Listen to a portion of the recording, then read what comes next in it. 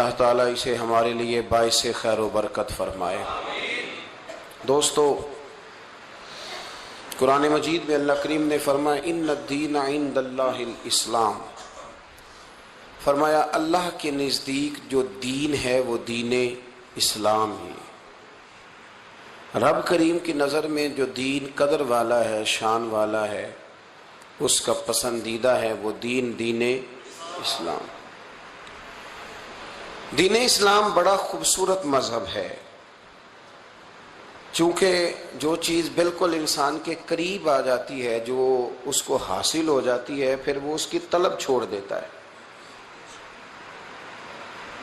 اس کا ذکر چھوڑ دیتا ہے، اس کی خوبصورتی کا تذکرہ چھوڑ دیتا ہے۔ دین اسلام کی خوبصورتی کا روز اگر ہم ذکر کریں گے نا تو ہمارے دلوں میں ایمان تازہ رہے گا، آنے والی نسل دین اسلام کی خوبصورتی سے آگاہ رہے گی۔ کچھ عرصے سے ذہن پر ایک بات بار بار آتی ہے کہ جب سے ہمارے حکمرانوں نے، لوگوں نے یورپ کا، اہل یورپ کا ذکر کرنا شروع کیا ہے اور بار بار اس کے فضائل، ان کا قانون، ان کی خوبصورتی، ان کے اچھے اخلاق کا لوگوں نے ذکر کرنا شروع کیا ہے، تو ہمارے نوجوانوں کے اور آنے والی ملت کے ذہنوں میں ایسے محسوس ہوتا ہے کہ جیسے ان کی ترجیحات زیادہ بیٹھتی جا رہی۔ ٹھیک کہہ رہا ہوں میں؟ اس خوبصورتی سے لوگ ذکر کرتے ہیں، اس خوبصورتی سے، اور بعض ایسے بیان کرنے والے، تقریر کرنے والے واعظین، مبلغین، وہ ہو کے آتے ہیں تو ان کا لب و لہجہ اس قدر شستہ ان کے بارے میں ہو جاتا ہے کہ اہل اسلام کی کمزوریاں بیان کی جاتی ہیں اور اہل کفر کے اندر جو خوبیاں ہیں ان کا ذکر کیا جاتا ہے۔ حالانکہ قرآن مجید یہ فرماتا ہے کہ کافر کوئی عمل کر بھی لے تو وہ اس طرح ہی ہے جس طرح پتھر کے اوپر ریت پڑی ہوئی ہے، ذرا سی ہوا آئے گی تو ریت ساری اڑ جائے گی۔ نیک کام کا فائدہ تو اسے ملے گا جس کے سینے میں اللہ نے ایمان کی دولت رکھی ہوئی ہے۔ تو دین اسلام ایک خوبصورت دین ہے، ایک خوبصورت دین، ایک شاندار۔ دیکھیں نا، آپ بڑے اچھے ڈاکٹر کے پاس دوائی لینے چلے جائیں پر دوائی کھائیں ہی نہ، اور کہیں جی مجھے آرام نہیں آ رہا، فلاں دیکھو ٹھیک ہو گیا، فلانا بھی ٹھیک ہو گیا، فلاں بھی ٹھیک ہے، تو بھئی آپ سے سوال یہ ہے کہ آپ نے دوا کھائی، مناسب پرہیز کری، طریقے پر عمل کیا؟ ہم نے ایسے شور کرنا شروع کر دیا کہ وہ ٹھیک ہے اور میں ٹھیک نہیں۔ ان لوگوں نے قانون بنائے تھے، قانون پر عمل کیا ہے۔ ہمارے پاس دین اسلام کا قانون تو موجود ہے پر ہم عمل نہیں کرتے۔ دین میں خوبصورتی ہے، کچھ لوگوں نے دین کو اپنایا ہے، بات اگرچہ سخت ہے پر میں کہہ دیتا ہوں ان کی بھی ضرورت ہے، شاید یہ ضرورت ہے۔ کچھ لوگوں نے دین منانے کے لیے اختیار کر لیا ہے، 11ویں شریف مناؤ، محرم شریف مناؤ، ربیع الاول شریف مناؤ۔ بھائی دین منانا بھی چاہیے، جو یوم ہو ہم بھی مناتے ہیں، پر دین منانے نہیں آیا، دین اپنانے کے لیے آیا ہے۔ دین کسی تقریب کا نام نہیں کہ آپ اس کو منائیں اور چھٹی ہو جائے، دین اپنانے کے لیے اس کو اپنائیں۔ اس کے اندر اجتماعی طور پر بھی خوبصورتی ہے، انفرادی طور پر بھی خوبصورتی ہے۔ سب سے پہلی بات یہ ہے کہ دین بڑا ہی خوبصورت ہے، دین بڑا شاندار ہے۔ یہ وہ والا دین ہے جو دین میرے رب کا پسندیدہ دین ہے، یہ وہ دین ہے جو میرے رسول اللہ صلی اللہ علیہ وسلم کی گفتار کا، افکار کا، خیالات کا، نظریات کا، کردار کا دین ہے۔ میرے نبی کریم علیہ السلام نے اس کی ترویج کی ہے، حضور علیہ السلام نے اس کے اندر رنگ بھرے ہیں۔ خوبصورت ترین دین، خوبصورت۔ اور دین اسلام ایک آسان دین ہے، ہم لوگوں نے اس کو موضوع بحث بنا لیا ہے، ورنہ دین بڑا آسان، اس پر عمل کرنا بڑا آسان، دین کے معاملات بڑے آسان، آپ بڑی جلدی اس پر عمل کر سکتے ہیں۔ اور دین فطری ہے، تعلیم حاصل ضرور کرنی چاہیے پر دین وہ ہے جو آپ کی فطرت ہے، یعنی آپ کے اندر سے یہ آواز آ جائے گی کہ یہ چیز حلال ہے اور یہ چیز، چلیں آپ آج بتا ہی دیں، جمعے والا دن ہے، آتی ہے اندر سے آواز کہ نہیں آتی؟ یعنی آپ اگر 5 روپے کا کام بھی ناجائز کرنے لگتے ہیں تو آپ کے اندر سے آواز آتی ہے کہ یہ جائز نہیں۔ تو دین تو فطرت ہے، تعلیم حاصل کر کے آپ اس کو لیتے ہیں تو بڑی اچھی بات ہے، لیکن آپ کی اتنا آسان دین ہے جو آپ کی طبیعت سے میچ کر گیا ہے، آپ کے اندر سے آواز آتی ہے کہ یہ چیز ٹھیک ہے اور یہ چیز ٹھیک نہیں ہے۔ اتنا آسان دین میرے نبی کریم علیہ السلام نے آسان کر کے، کھڑے ہو کے نماز پڑھو جی، بیمار ہو گیا ہوں کھڑا نہیں ہوا جاتا، تو فرمایا چل بیٹھ کے پڑھ لے، بیٹھا نہیں جاتا، فرمایا چل لیٹ جا اور اشارے سے ہی پڑھ لے، کوئی نہیں تو اشارے سے پڑھ لے۔ رمضان آ گیا جی میں بڑا بیمار ہوں، کوئی حرج نہیں، تو عید کے بعد روزے رکھ لینا، میں جی رکھ ہی نہیں سکتا، مجھے امید ہی نہیں، چل تو فدیہ دے دے، تیرا فدیہ بھی قبول کر لیا جائے گا۔ اتنا آسان دین، اتنا آسان دین۔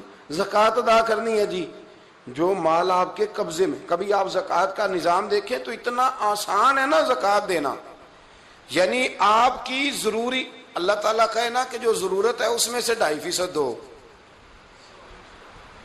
مشکل کام نہیں یہ بھی، کل مال میں سے 2.5% دے دو تو یہ بھی مشکل ہے، لیکن اللہ کرے آپ سمجھے جو میں سمجھانا چاہ رہا ہوں، کل مال میں سے 2.5% دے دو، تو جس آدمی کا 50 لاکھ کا مکان ہے اس کو 2.5% دیتے ہوئے کیا اعتراض ہے؟ لیکن فرمایا نہیں، جو تیری ضرورت کا ہے وہ سارا رکھ لے، 1 روپیہ بھی نہ دے، اور ضرورت سے جو زیادہ ہے نا وہ بھی اگر 2-4 لاکھ ہے تو جا نہیں لیتے، وہ اگر 7.5 تولے سونے کے برابر ہو جائے،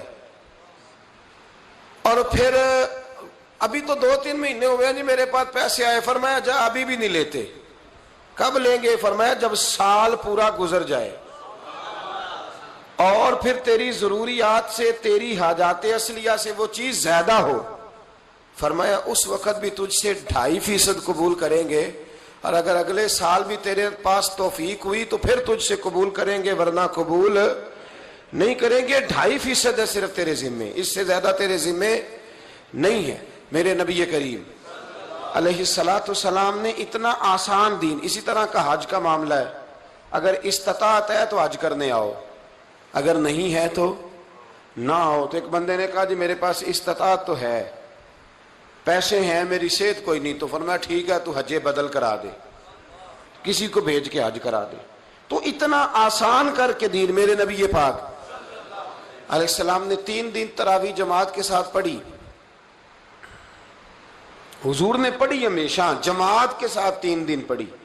سمجھ آ رہی ہے میری بات کی؟ لفظوں کو اسی طرح لیجئے گا جس طرح کہ میں کہہ رہا ہوں۔ حضور علیہ السلام نے 3 دن تک جماعت کے ساتھ پڑھی، پھر چوتھے دن صحابہ انتظار کرتے رہے پر حضور باہر نہیں آئے، اور شام کو حضور نے فرمایا مجھے پتہ ہے تم انتظار کرتے رہے ہو، پر میں اس لیے نہیں آیا کہ کہیں تراویح کی جماعت فرض نہ ہو جائے، فرض ہوتی تو تمہیں تکلیف ہونا تھی، آپ بتائیے نا، اگر یہ 20 رکعتیں فرض ہوتی تو کبیرہ گناہ جو چھوڑے، تو آج اگر یہ سنت مؤکدہ ہے، کوئی معذور، کوئی بیمار، کوئی مجبور رہ بھی جاتا ہے تو اللہ اس سے درگزر فرمائے گا، اللہ اس سے درگزر کرے۔ تو میرے عزیز، اسلام نے آسان کر کے دین دیا، آسان۔ بچہ پیدا ہو گیا تو ٹھیک ہے، اگر آپ کے پاس توفیق ہے تو عقیقہ کر لیں، نہیں تو اپنے گھر میں خوش رہیں، کوئی شریعت پابند نہیں کرتی۔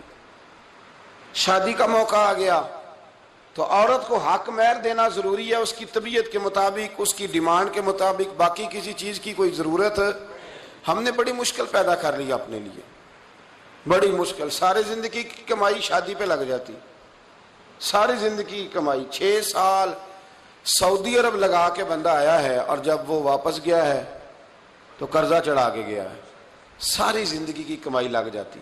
تو اسلام نے ہمارے لیے آسانی کر دی، خوبصورتی کر دی، اور عین فطرت کے مطابق ساری باتیں۔ فرمایا بچوں کے لیے روزی کمانے پہ نکلے گا نا، حلال کمانا، اللہ تجھے روزی کمانے پر بھی عبادت کا ثواب عطا کر دے گا، حالانکہ وہ روزی کما رہا ہے، اپنی ڈیوٹی کر رہا ہے۔ فرمایا وہاں بھی اللہ تجھے عبادت کا ثواب دے گا۔ پھر میرے نبی کریم علیہ وآلہ وسلم نے فرمایا کہ روزی کما کے تو لایا ہے تو تیری اماں بھی بیٹھی ہے، تیرے بچے بھی ہیں، تیری بیوی بھی ہے، تو یا رسول اللہ صلی اللہ علیہ وسلم اب میرے لیے کیا ہے؟ جب تو کما رہا تھا تو عبادت میں ہے، اور جب تو کما کے لے آیا تو فرمایا جو تو نے اماں کے منہ میں ڈالا اس پر بھی تجھے صدقے کا ثواب ملے گا، جو تو نے بچوں کے منہ میں ڈالا، اپنی کمائی، اپنے ہی بچے کھائیں۔ کوئی نہیں سمجھ آئی آپ کو؟ یعنی اپنے پیسے اپنے گھر ہی لگا لو اور اللہ صدقے کا ثواب بھی عطا کر دے گا. فرمایا جو تو بیوی کے منہ میں ڈالے گا اس پر بھی اللہ تجھے صدقہ کرنے کا ثواب عطا فرمائے. تو بات کی سمجھ آ رہی ہے آپ حضرات؟ تو دین نے آسان کر کے کوئی جبر نہیں رکھا. حضور صلی اللہ علیہ وسلم مسجد میں تشریف لائے تو کچھ لوگوں نے شکایت کی کہ ہمارا امام لمبی نماز پڑھاتا ہے، لمبی نماز. تو نبی پاک صلی اللہ تعالی علیہ وسلم کے صحابی حضرت انس بن مالک فرماتے ہیں حضور نے غضب فرمایا. نبی پاک علیہ السلام نے غضب فرمایا، جلال فرمایا. حضور فرمانے لگے جب اپنی پڑھنی ہو تو جتنی مرضی لمبی پڑھا کر اور لوگوں کو درمیانی پڑھایا کر. اور لفظ حدیث کے فرمایا میں لوگوں کو دین کے قریب کرتا ہوں تو دور کرتا ہے. مختصر جامع نماز پڑھا، یہ تو کیا کرتا ہے؟ تو آسان کر کے دین. حضرت ابو دردہ رضی اللہ تعالیٰ عنہ حضرت سلمان فارسی ان کو حضور نے نا بھائی بھائی بنا دیا تھا. بھائی بھائی جب وہ مہاجر اور انصار کو بھائی بھائی بنایا تو حضور نے ان کو بھی بھائی بھائی بنا دیا. تو حضرت اس وقت تک پردے کی آیتیں بھی نازل نہیں ہوئی تھی، لوگ ایک دوسرے کے گھر جا سکتے تھے.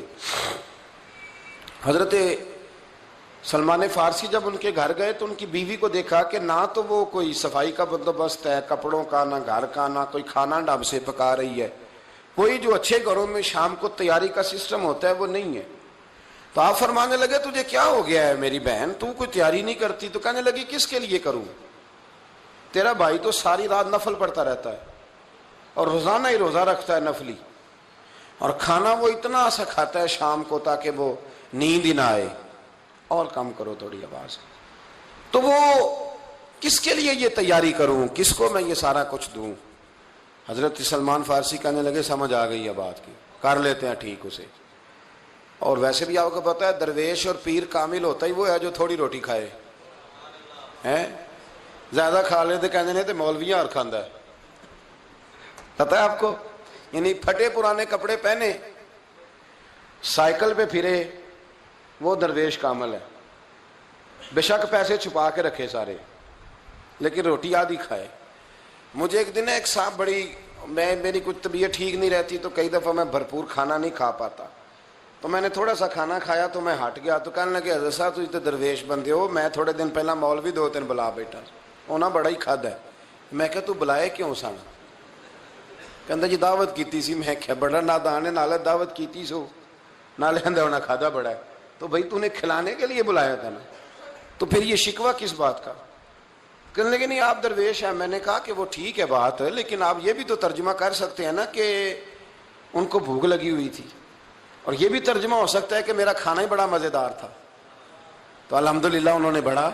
تو ہم نے یہ کیوں مزاج بنا لیا ہے پھٹے پرانے کپڑے ہوں؟ پیر اس کو کہیں گے جو بالکل نہ اللہ تعالیٰ معاف کرے. وہ حضرت شیخ عبد الواحد زید رحمۃ اللہ علیہ پھٹے کپڑے پہنتے تھے تو خواجہ حسن بصری فرمانے لگے تیرے اوپر تو اللہ کی خیر ہے، اچھے کیوں نہیں پہنتا، لوگ بڑے تحفہ دیتے ہیں تجھے. وہ کہنے لگے حضور میرا دل نہیں کرتا. فرمانے لگے دل نہیں کرتا، تو نے طبیعت اس طرح کی بنائی ہے تاکہ جو آئے کچھ نہ کچھ دیکھ ہی جائے. فرمانے لگے یہ طبیعت نہ بنا. حضرت غوث پاک ممبر پر بیٹھتے تھے تو 2000 دینار کا جوڑا پہن کے بیٹھتے. لوگوں نے کہا حضور اتنا مہنگا، اتنا مہنگا؟ تو آپ فرمانے لوگوں کو بتانا چاہتا ہوں کہ جو ممبر اور مصلے والے ہوتے ہیں وہ کوئی کنگال نہیں ہوتے، اللہ انہیں بڑی عزتیں عطا فرماتا ہے. تو حضرت ابو دردہ رضی اللہ تعالیٰ عنہ کی زوجہ کہنے لگے تو ساری رات نفل پڑھتا ہے، سارا دن وہ جو ہے وہ روزہ رکھتا ہے اور تھوڑا سا کھانا کھاتا ہے، تو کوئی مطلب کس کے لیے کروں؟ تو آپ نے فرمایا بندوبست کر لیتا ہوں.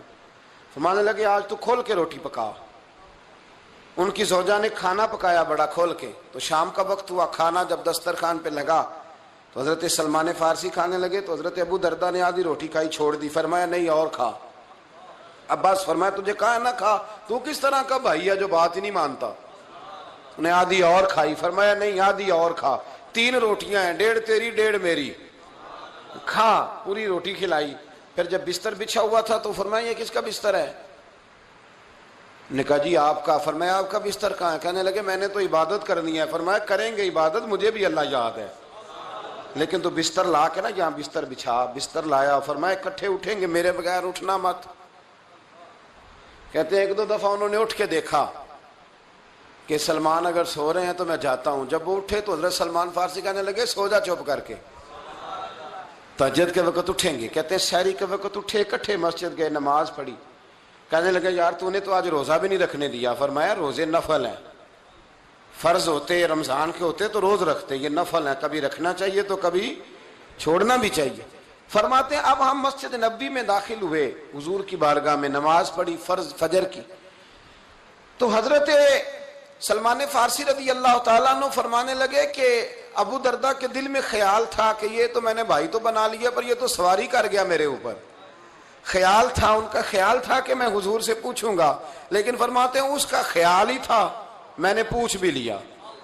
میں نے عرض کی یا رسول اللہ صلی اللہ تعالی علیہ وسلم, حضور یہ کچھ لوگ ساری رات نفل پڑھتے ہیں, ہر روز ہی روزہ رکھتے ہیں نفلی روزے, تو یا رسول اللہ صلی اللہ تعالی علیہ وسلم آپ بتائیں یہ معاملہ کیا ہے. تو حضور نے فرمایا نہیں یہ غلط بات ہے, رات کو سویا بھی کرو اور عبادت بھی کیا کرو, کھایا بھی کرو اور کچھ دیر روزے بھی رکھا کرو. اور پھر حضور فرمانے لگے میں تم سب سے زیادہ اپنے رب کو جانتا ہوں اور میں تم سب سے زیادہ اپنے رب سے ڈرتا ہوں, پر میں نکاح بھی کرتا ہوں, میں خواتین کو وقت دیتا ہوں, ان کی تکالیف کو سنتا ہوں, میں روزہ بھی رکھتا ہوں تو افطار بھی کرتا ہوں, میں رات کو عبادت بھی کرتا ہوں تو آرام بھی کرتا ہوں. تو دین کے مزاج کو سمجھے, دین ایک خوبصورت کر کے ہمیں ماحول بنا کے دیتا ہے. دین ہمیں اجتماعی زندگی میں سارے کام شاندار طریقے سے, یہ جو لبرل قسم کے لوگ بیٹھے ہیں نا ٹی ویوں پہ, جن کو مذہب کے نام سے بڑی الرجی ہے, اور وہ والا مولوی بڑا پسند ہے جو کہے کہ داڑھی کی بھی ضرورت کوئی نہیں, پینٹ کوٹ بھی کھل کے پہنو, اور جناب جو چیز آپ آئے گی آپ اس کو کہہ دیں بالکل ٹھیک ہے, بالکل جائز ہے, کفر کے ساتھ ملو گلو جو مرضی کرو. اس قسم کے لوگوں کو یہ پسند کرتے ہیں. علامہ اقبال کہتے ہیں یہ خود بدلتے نہیں قرآن بدل دیتے ہیں. ہوئے کس قدر فقیہان عرب بے توفیق. تو میرے بھائی نبی کریم علیہ الصلوۃ والسلام نے ہمیں بڑا سونا, بڑا صاف ستھرا, بڑا آسان اور عمل کرنے والا دین عطا فرمایا ہے. عمل کرنے والا اور قریب قریب قرینے قیاس حضور نے سارا کچھ دیا جو عین انسان کی فطرت کے مزاج کے قریب ہے. اجتماعی زندگی میں بھی حضور نے ہمیں میٹھا دین دیا اور انفرادی زندگی میں بھی, ذاتی زندگی میں بھی. توجہ ہے میرے بھائیوں کی؟ جاگ رہے نا آپ لوگ ماشاءاللہ. آج موسم اللہ نے بڑا ٹھنڈا کر دیا جی. آپ پھر بھی ایسے ایسے ہی کرتے ہیں, ہلکا ہلکا ہلکا ہلکا سا ایسے. سنیں یہ اللہ تعالیٰ آپ کو جزائے خیر دے. کتنا اللہ کریم اپنے بندوں پہ رحم فرماتا ہے, کتنا رحم. جب گرمی ہوتی ہے تو سارا دن ذکر ہوتا ہے بڑی گرمی ہے, تو ٹھنڈ ہو جائے تو اس کا زیادہ ذکر کیا کرو. الحمدللہ اللہ نے موسم اچھا کر دیا. کہنا چاہیے نا, کہہ دیں ایک دفعہ الحمدللہ, کہہ دیں الحمدللہ. یہ نا یہ ذہن بنائیں. وہ ہم نا مایوسیوں کی باتیں زیادہ کرتے ہیں تو ٹینشن بھی زیادہ رہتی ہے. اگر باتیں خوشی کی زیادہ کریں گے تو سکون بھی. دیکھو جی الحمدللہ اس نے سکون کر دیا, روزے شاندار بنا دیے رب کریم. تو یہ باتیں کیا کریں. انفرادی جو زندگی ہے نا اس میں بھی ایک حدیث ہے مسلم شریف کی, بس وہ آپ نے رٹا لگا کے یاد کر لینی ہے. ایک صحابی تھے نبی پاک علیہ السلام کی بارگاہ میں بیٹھے تو پوچھ رہے تھے نیکی کیا ہے, شر کیا ہے, خیر کیا ہے, سوال کر رہے تھے. ایک جملہ میرے نبی پاک نے فرمایا. حضور فرمانے لگے نیکی تو تو کرے گا ہی, شر سے تو بچے گا ہی, کچھ نہیں نہ کر سکتا تو ایک کام ضرور کرنا. عرض کی یا رسول اللہ وہ کون سا؟ حضور نے فرمایا اگر تو کچھ نہیں نہ کر سکتا تو فرمایا اپنے شر سے لوگوں کو بچا کے رکھنا. کس کے شر سے ہیں؟ یعنی ہمارے اندر بھی شر ہوتا ہے.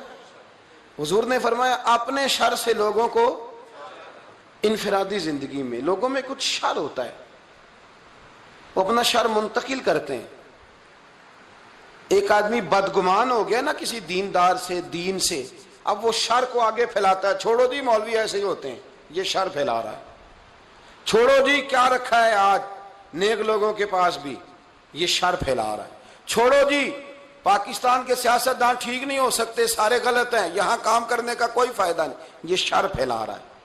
یہ شر پھیلا رہا ہے. لوگ شر پھیلاتے ہیں, لوگ لوگوں کو بدگمان کرتے ہیں.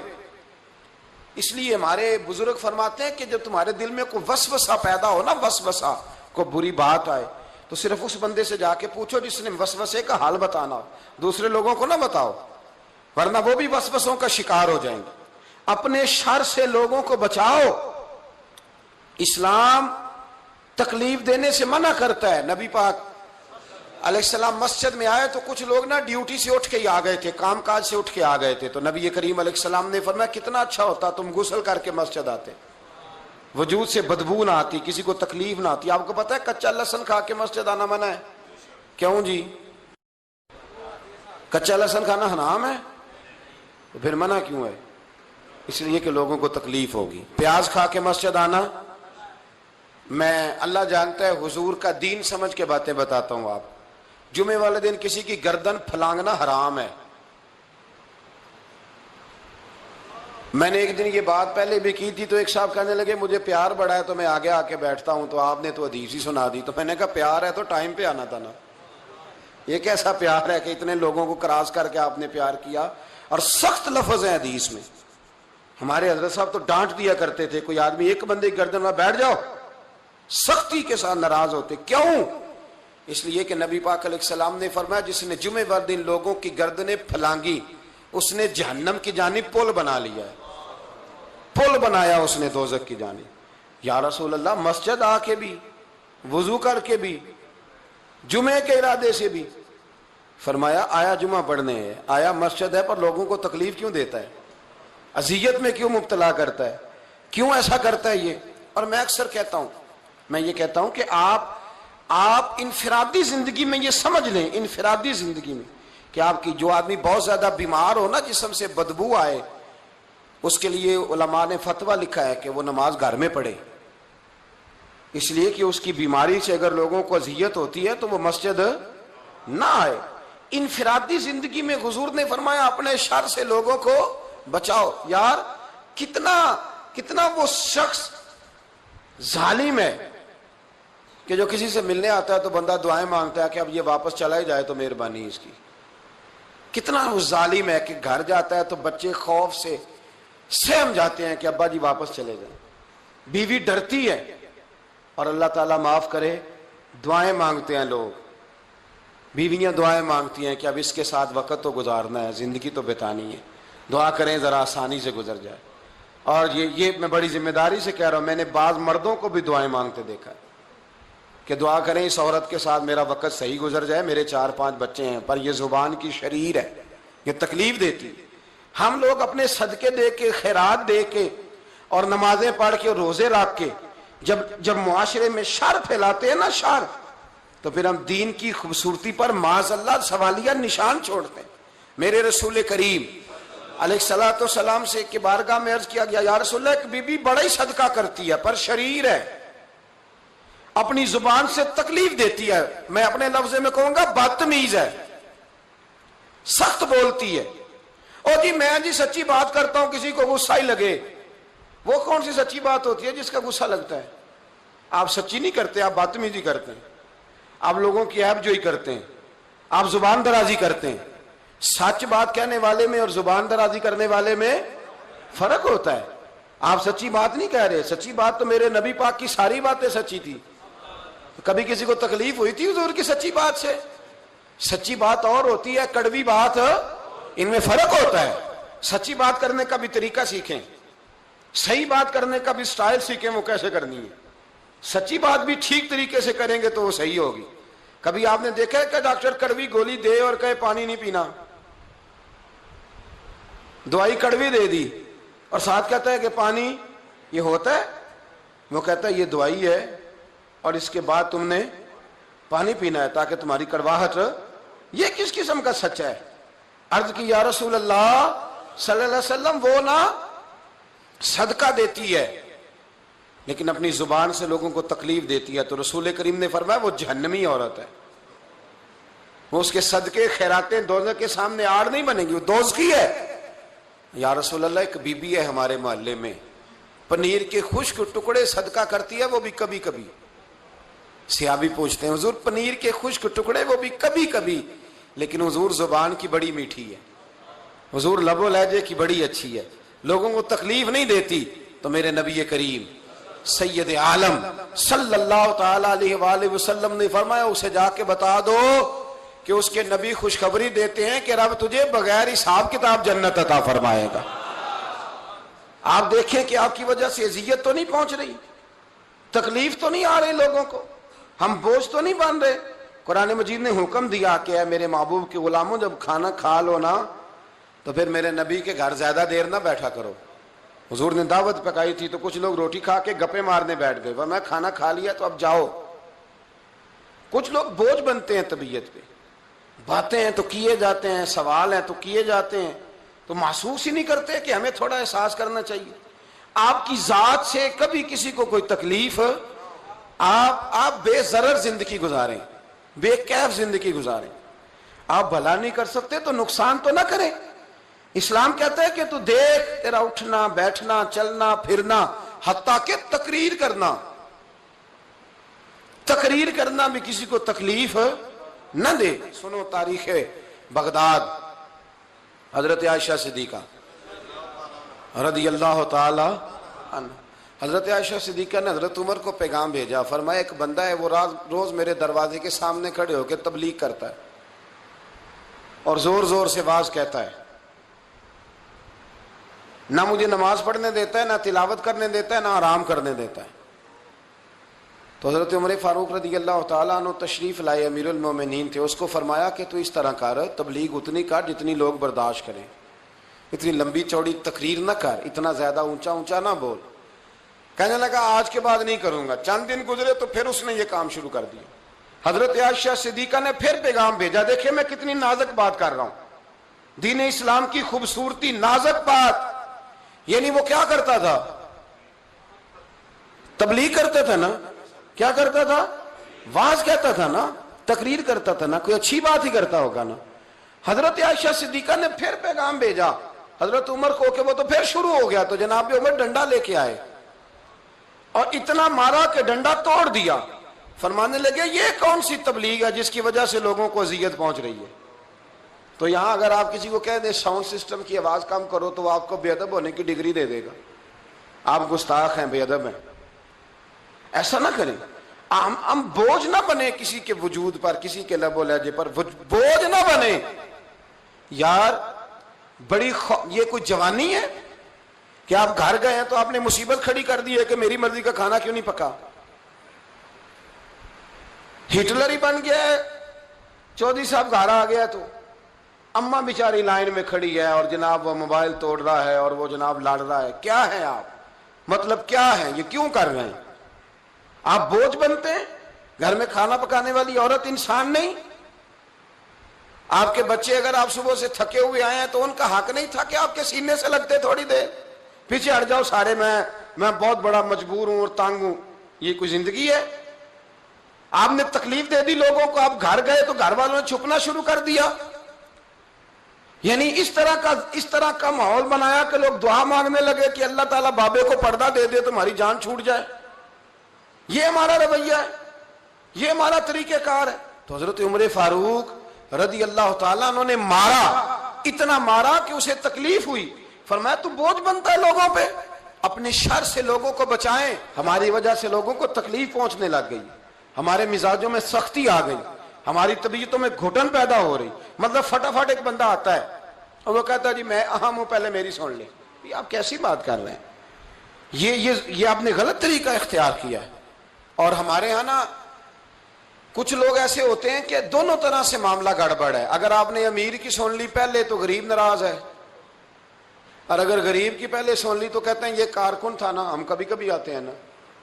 دونوں طرف معاملہ گڑبڑ ہے۔ حضرت عمر فاروق رضی اللہ تعالیٰ عنہ کھڑے تھے، حضرت سعد بن ابی وقاص کے ساتھ نا کوئی بات چیت کر رہے تھے۔ حضرت عمر فاروق حضرت سعد اور جنگی معاملات میں بات کر رہے تھے، تو ایک دیہاتی آ گیا بدو، اس نے آ کے فٹافٹ کہا حضور وہ فلانی بات کرنی تھی، تو فرمایا ذرا ٹھہر جا بات کر رہا ہوں۔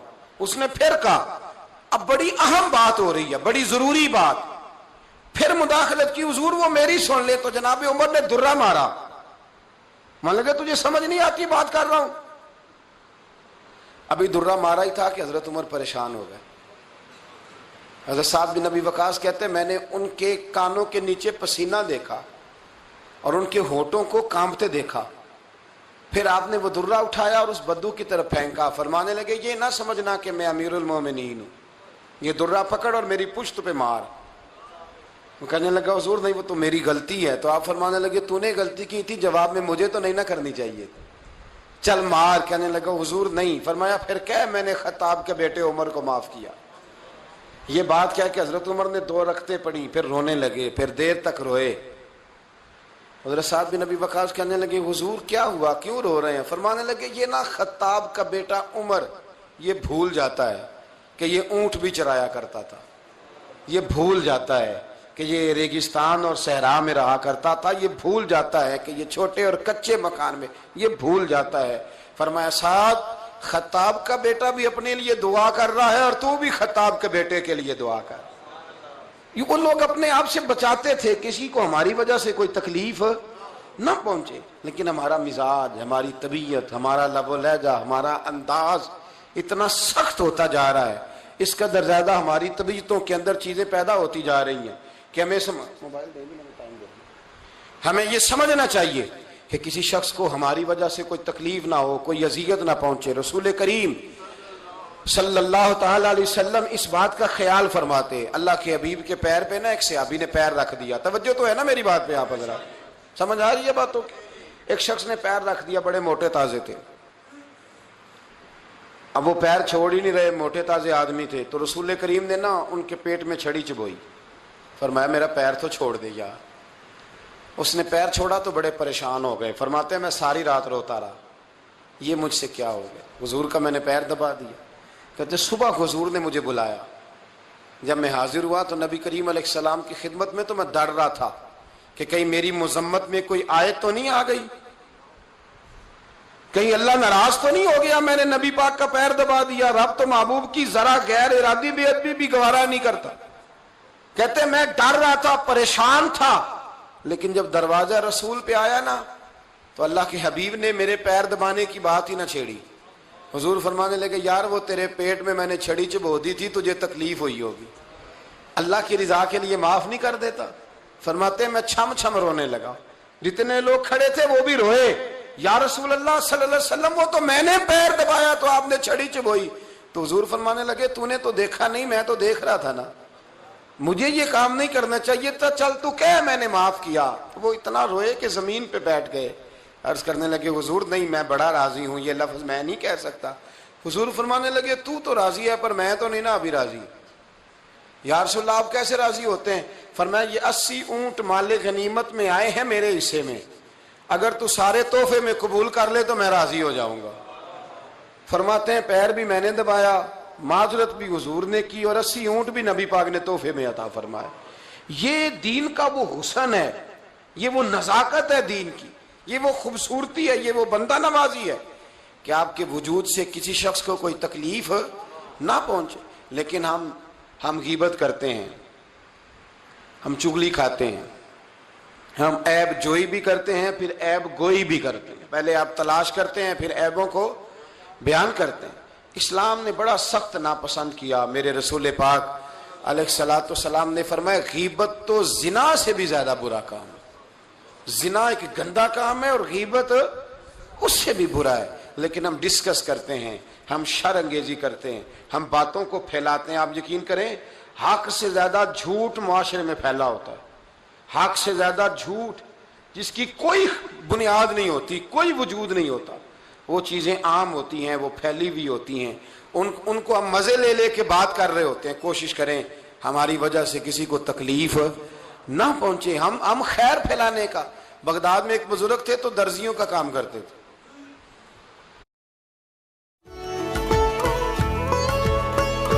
لپٹن جار آف جوائے.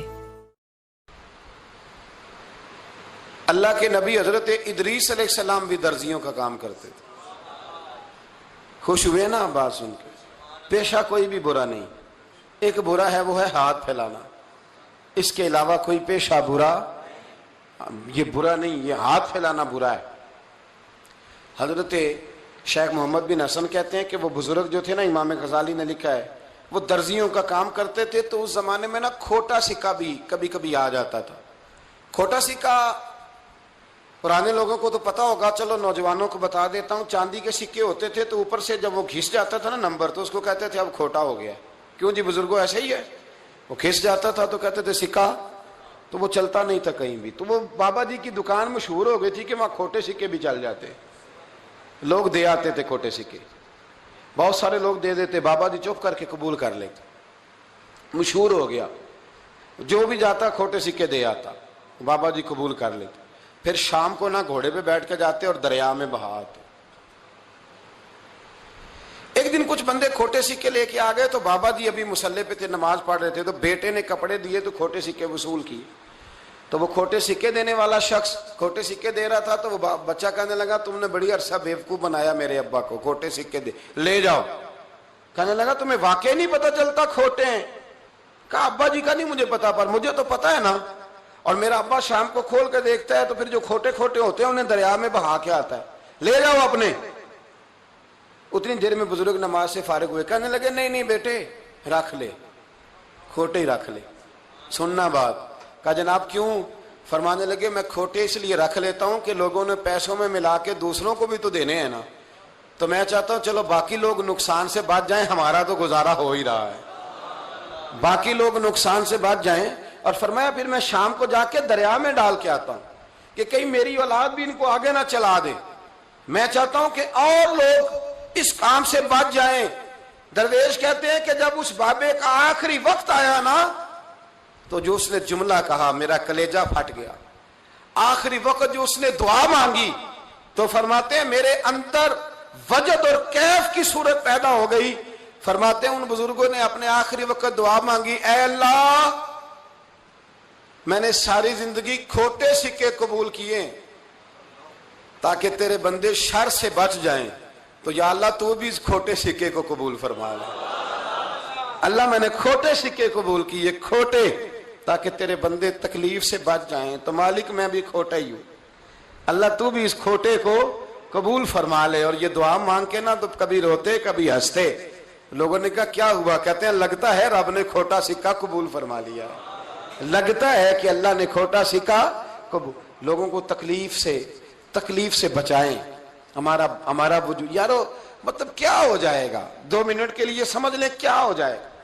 यानी अगर आप बड़े गुस्से से बाहर आए और पापड़ बेचने वाले पे आपने गुस्सा निकाल लिया सारा, मैं रात की ड्यूटी करके आया हूं, थका हुआ हूं, और तू पापड़ बेचने आ गया, तुम लोग बड़े नालायक हो, बदतमीज हो, आपने ये सख्त जुमले कह दिए, चुप करके वो आदमी माजरत करके गुजर गया, वो तो सारा दिन परेशान रहेगा ना कि मेरी गरीबी का मजाक उड़ा है।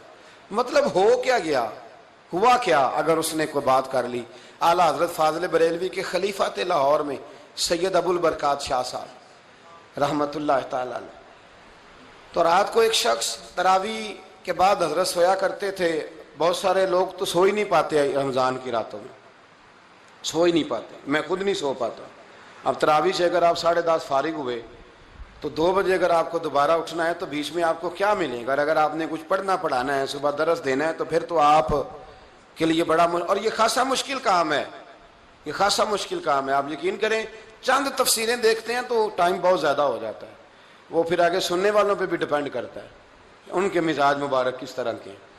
सैयद साहब रहमतुल्लाह अलैह ना इशा की नमाज के बाद तरावी पढ़ के तो कुछ इबादत की, कुछ मुताला किया, सुबह दरस देना था, तो थोड़ी देर के लिए बूढ़े आदमी थे, थक गए तो सो गए। एक बंदा ना कहीं गया हुआ था तो वापस आया तो उसने दरवाजे पे दस्तक दी। तो सैयद साहब के बेटे थे, बुखारी शरीफ की शरह लिखी, बड़े आलिम थे, सैयद महमूद रजवी साहब रहमतुल्लाह। रजवी साहब कहते मैंने दरवाज़ा खोला, मैंने कहा हाँ जी बोलो। कहने लगा जी मैंने सैयद साहब से मिलना है। मुफ्ती आजम पाकिस्तान थे वो, लाहौर में हिजबुल अनाफ इदारा था, सैयद अबुल बरकात शाह। मैंने हजरत साहब से मिलना है। तो कहा कोई हुक्म हो? तो मुझे नहीं जी मैंने उन्हीं से ही मिलना है, ये भी बड़ा मसला होता है, मैंने उन्हीं से ही मिलना है। चलो ठीक है जी उन्हीं से मिल लो। तो कहते हैं इतनी देर में ना सैयद साहब भी उठ के आ गए। महमूद कौन आया? तो उसने कहा हुजूर मैं आपका एक अकीदतमंद हूँ, तो मैं कहीं गया हुआ था तो अभी वापस आया हूँ, तो मसला ना कई दफ़ा पूछना करता हूँ तो भूल जाता हूँ, जरा बात की नज़ाकत को देखना, भूल जाता हूँ। तो याद आया था तो मैंने कहा चलो अभी पूछ आता हूँ, गुजर रहा था यहाँ से, मैं पूछो। कहने लगा जी पूछना ये था कि जिसने फ़र्ज जमात के साथ न पढ़े हों رمضان میں، تو کیا وطر جماعت سے پڑھ سکتا ہے؟ مسئلہ پوچھنا تھا۔ علامہ محمود رضوی صاحب کہتے ہیں مجھے بڑا ہی غصہ آیا، میں نے کہا کہ پتہ نہیں کوئی اس وقت مشکل آ گئی ہے جو رات کو آیا ہے۔ کسی وقت انسان رات کو طلاق دے بیٹھتا ہے، کوئی ایسی بات ہو جاتی ہے تو عالم کے دروازے پر، یہ تو عام سا مسئلہ ہے، سویرے بھی پوچھ لیتا۔ اتنی تکلیف دی اس نے، کتنی بڑی اذیت ہے، اور ایسے ہوتا ہے۔ ہم نہیں احساس کرتے کہ یار تھوڑا سا دیکھ لیں، ماحول کو دیکھ لیں، طبیعت کو دیکھ لیں۔ مجھے بڑی اچھی طرح یاد ہے کہ میں نے ایک دفعہ ایک عالم سے مسئلہ دریافت کیا، وہ ہمارے استاد تھے، تو مجھ پہ ناراض ہوئے۔ میں بڑا پریشان ہوا کہ پوچھی تو میں نے دین کی بات تھی، تو استاد جی ناراض ہو گئے۔ تو استاد واپس آئے تو یہ کہنے لگے تمہیں پتہ ہے میں شوگر کا مریض ہوں۔ میں بڑی تکلیف میں تھا، اور میں نے نماز کے لیے میں جلدی کیوں اٹھ کے چلا گیا تھا، میں نے ایک روٹی کھانی تھی، مجھے کچھ ہو رہا تھا۔ تو اب میں اگر تجھے انکار کرتا، دین کی بات تھوڑا دیکھ لیا کرو، مزاج کو سمجھ لیا کرو، تم سمجھتے نہیں ہیں، ساز ہی نہیں پیدا کرتے۔ وہ بڑی اس وقت چیز سمجھ میں آئی کہ کچھ چیزیں ایسی ہوتی ہیں ہر وقت انسان ایک موڈ میں نہیں ہوتا، آپ سمجھیں۔ بہرحال جو بات کرنا اس کو سمجھیے گا۔ تو وہ کہتے ہیں کہ سید صاحب نے اس کو کہا، میں بات ختم کرنے لگا ہوں، کہا کہ وہ اگر نہیں نہ پڑھے فرض جماعت کے ساتھ تو بہتر یہ ہے کہ وطر بھی جماعت سے نہ پڑھو۔ وہ بندہ مطمئن ہو کے چلا گیا۔ سید صاحب اپنے کمرے میں چلے گئے تو علامہ صاحب کہتے ہیں مجھے بڑا غصہ آیا، میں نے اس کو بلایا، میں نے کہا کہ کیا تیری جان کے مصیبت میں آئی ہوئی تھی؟ اسی وقت ہی مسئلہ پوچھنا تھا، اسی وقت ہی پوچھنا تھا، دل نہیں چڑھنا تھا، یا تجھے حضرت اسرائیل بتا گئے تھے کہ تیری آخری رات ہے؟ کہتے میں نے پورا غصہ نکالا اس پر۔ میں نے کہا تو بڑا ہی بیوقوف آدمی ہے، بوڑھے آدمی ہیں، اور بڑی مشکل سے نیند آتی ہے، آئی گئی تھی تو آ گیا ہے۔ کہتے میں غصہ کر رہا تھا تو سید صاحب آ گئے، تو آ کے مجھے ڈانٹا، چپ کر، اس طرح کسی کے ساتھ بات کرتے ہیں۔ پھر اس کو کہنے لگے بھائی معاف کرنا، یہ ابھی بچہ ہے، اسے پتہ نہیں۔ کہتے ہیں پھر مجھے کمرے میں لے گئے اور بہت بڑا ہی جملہ کہا۔ اگر آپ اپنا کلیجہ ٹھنڈا کرنا چاہیں نا تو اس طرح بھی کر سکتے ہیں۔ بہت بڑا جملہ کہا، کہنے لگے معبود مسئلہ تو میں نے بتایا، تمہیں کیا تکلیف ہوئی؟ اور پھر فرمانے لگے شکر کرو اللہ کا، اس دور میں بھی کوئی دین کی بات پوچھتا ہے۔ شکر کرو اللہ کا، اس دور میں بھی کوئی دین کی بات پوچھتا ہے، شکر کرو اللہ کا، کوئی دین کی بات پوچھتا ہے، ورنہ تو لوگ پوچھتے ہی نہیں۔ تو اگر آپ خوش کرنا چاہیں اپنے آپ تو آپ سائیکل والے پہ غصہ کرنے کی بجائے یہ بھی تو کہہ سکتے ہیں نا شکر ہے رزق حلال کما رہا ہے، مانگ کے نہیں کھاتا، شکر ہے یہ محنت کر رہا ہے اپنی۔ تو آپ اپنے ذہن کو اس طرح کا بنائیں، سوچ کو اس طرح کا بنائیں۔ آج اس جمعے میں ہم نے ارادہ کرنا ہے کہ ہم نے آسانیاں دینے کی کوشش کرنی، ہم نے لوگوں کو تکلیف نہیں دینی، ہم نے کسی کو آزمائش میں مبتلا نہیں کرنا، ہم نے کوئی ایسا کام نہیں کرنا جس کی وجہ سے لوگ سمجھیں کہ یہ آدمی بوجھ بن گیا ہے۔ کبھی بوجھ نہ بنے۔ یارو کتنا بدبخت ہے وہ آدمی جس کے مرنے کی لوگ دعا مانگے، اس کے مرنے کی۔ حضرت عبداللہ ابن مبارک کے پڑوس میں ایک یہودی رہتا تھا، یہودی تھا، یہودی۔ حضرت عبداللہ ابن مبارک مکان بیچنے لگے، حضرت عبداللہ ابن مبارک کا پڑوسی مکان بیچنے لگا، وہ یہودی۔ تو گاہک آئے تو کہا کتنے کا؟ کہا 2000 دینار کا، 2000 دینار۔ تو انہوں نے کہا کہ اس گلی میں اس محلے میں تو 1000 دینار کا مکان ہے، تو تیرا 2 کا کیوں ہے؟ کہنے لگے 1000 میرے مکان کا اور 1000 عبداللہ ابن مبارک کے پڑوسی ہونے کا، اس لیے کہ اتنا شاندار پڑوسی تمہیں کبھی نہیں ملے گا جس کی ہم نے کبھی آواز ہی نہیں سنی۔ 1000 روپیہ لوں گا ان کے پڑوس میں جگہ دینے کا، 1000۔ تو وہ شخص کہنے لگا یہ تو نے عجیب بات کر دی، حالانکہ تو یہودی ہے، یہ تو نے عجیب بات کر دی۔ تو کہنے لگا 3 دن میری گلی میں آ کے رہ، تو دعائیں مانگے گا کہ یا اللہ میں یہیں رہنا چاہتا ہوں، وہ دعائیں مانگے گا کہ اتنا اچھا انسان، اتنا خیال رکھنے والا، اتنا خیال رکھنے والا، چھوٹی چھوٹی باتوں کا خیال کرنے والا۔ امام زین العابدین کا وصال ہوا نا، تو آپ کے صاحبزادے کہتے ہیں مجھے نہیں پتا تھا کہ میرے ابا کا دنیا سے اتنا پیار ہے۔ کوئی آ کے گلے لگ کے روتا تھا کہ میری بچی کی شادی انہوں نے کرائی، کوئی آ کے کہتا تھا میرا قرضہ انہوں نے دیا، کوئی کہا کرتے تھے میرے نکاح پہ سارا بندوبست انہوں نے کیا۔ اکھاں جدوں میٹیاں زمانہ مینوں روے گا، اپنا تے اپنا بیگانہ مینوں روے گا، تے جدوں نہ میں دسیا میں خاراں نوں میں خانے وچ ایتھے جام ٹوٹ جان گے تے میں خانہ مینوں روے گا۔ کئی لک لک رون گے تے کئی بک بک رون گے، گلیاں دا ایانا تے سیانا مینوں روے گا۔ تو اپنی زندگی خیر والی بنائیں، کسی کا نفع کریں، کسی کا بھلا کریں، کسی سے پیار کریں۔ اور یارو چھوڑو مزدور بن جاتے ہیں. شیخ سعدی کہا کرتے تھے جب سے مخدوم بنا ہوں نا, لوگوں سے خدمت کرانے لگا ہوں, مزہ ہی نہیں آیا. مزہ تو تب آیا ہے کبھی نانی کی خدمت, کبھی دادی کی خدمت, کبھی ابا کی خدمت, کبھی اس کی خدمت.